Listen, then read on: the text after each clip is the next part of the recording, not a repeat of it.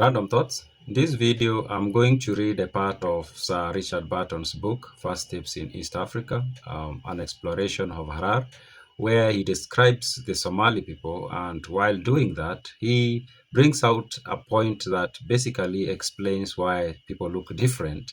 And that is the relationship between the geographical location of people and how they look.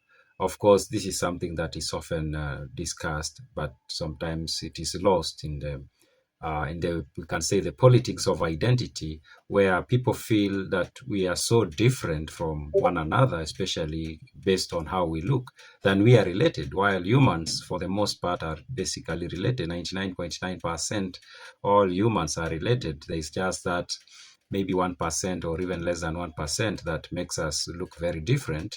Now, he discusses, of course, this is a book that was published in 1850, and it's a book that Sir Richard Burton tells us his story or his travel from Aden all the way to Harar, where he had been sent by the British to go and collect some information that they could then use to take up or to take control of the boat of Berbera. So we can say basically he was a spy.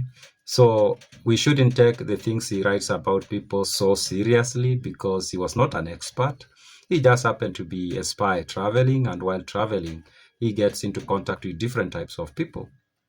And he decided to tell us about these people. Of course, we can't also disregard everything or dismiss everything he says because he had a unique position.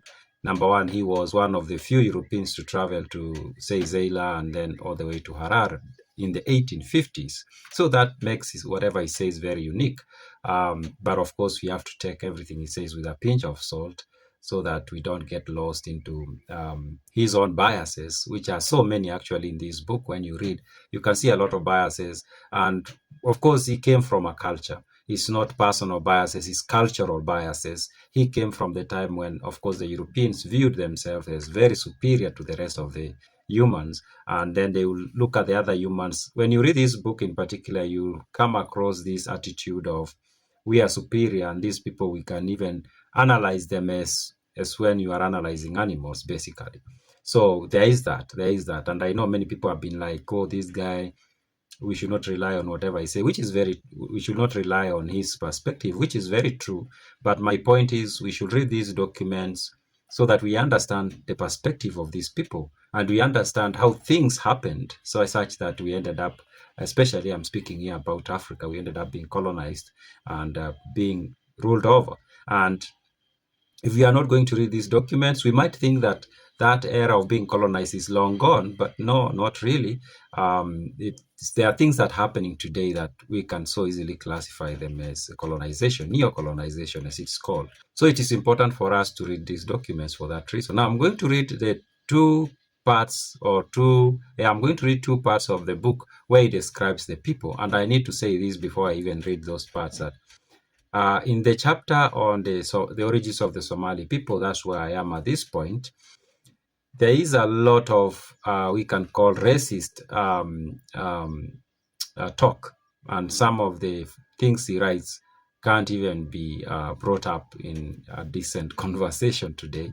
So I am ignoring those ones, but I encourage and invite you to, of course, go find a book, read it for yourself. And as I say, when reading these old documents, you separate your logic from your emotion so that you process them with your logic so that you can see the trends, you can see what was happening, and so that you have this backdrop of understanding history. So in this chapter, he talks about the origin of the Somali people, of course, but then he also describes, and I've done a video where I provide his theories about the origin of the Somali people.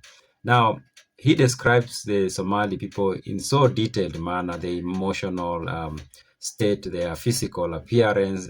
He was trying to be so detailed, but in so doing, he also comes across as a very, very, very bigoted man. I hope I got that right, because he uses that word actually to talk of the other people. These people are bigoted, or these people, but he doesn't see himself as being or as doing exactly that while he was doing exactly that. I found that to be very interesting.